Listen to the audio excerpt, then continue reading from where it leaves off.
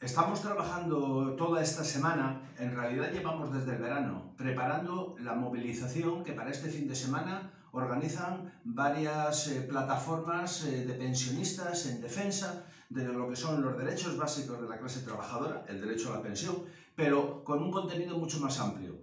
Vivimos una época de crisis, una época en la que la inflación está desbocada y está destruyendo nuestro poder adquisitivo. Defender los salarios, manifestarnos para garantizar el cumplimiento de los derechos que nos corresponden, defender el sector público. Esa es la tarea en la que estamos embarcados desde la Confederación Intersindical.